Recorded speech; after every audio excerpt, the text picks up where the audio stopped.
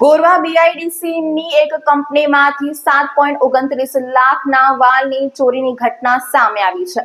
ગોરવા પોલીસે આ સમગ્ર મામલે તપાસ હાથ ધરી. ગોરવા બીઆઈડીસીમાં આવેલ કંપનીમાંથી રૂપિયા 7.29 લાખની કિંમતના 63 નંગ વાલની ચોરી કરી તસ્કરો ફરાર થઈ ગયા હતા.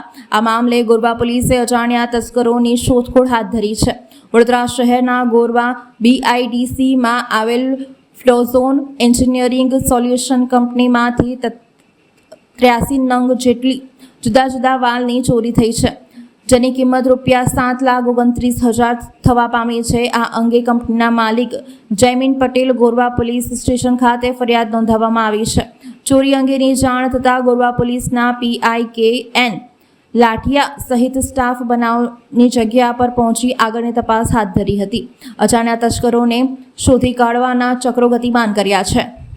આપણી company Flozone engineering solution Krishna industrial estate Gorwa બીઆઈડીસીની બાજુમાં આવેલી છે અને ત્યાં 17 તારીખથી લઈને 18 તારીખે રાતે મોડા 12:30 સુધીમાં 3 વખત ચોરી થઈ છે અને મારે ત્યાંથી 76 2 ઇંચના વાલ અને 3 ઇંચના 7 વાલ એવી રીતના કરીને 83 વાલ ચોરાયા છે.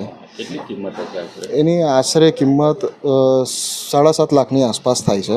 અમે કાઢ્યા છે, ડિટેલ બી બધી સબમિટ કરેલી છે. આમાં 20 તારીખના સવારે અમારે ઓટોમેશન સિસ્ટમ જનરેટ કરવાની હતી, ત્યારે કપલર શોધવા માટે અમે નીકળ્યા હતા અને કપલર તે વખતે મળતું ન હતું અને એના હિસાબે અમે સીસીટીવી ફૂટેજ ચેક કર્યા. તો બેક ડેટમાં બધા ચેક કર્યા ત્યારે 17 તારીખથી લઈને 18 તારીખ મોડી રાત 12:30 સુધીમાં 3 વખત ઘૂસ્યા છે અને તે વખતે આ કપલરના હિસાબે અમને ખબર પડી કે બીજા વાલ ને બધું બી ચોરી થયું છે.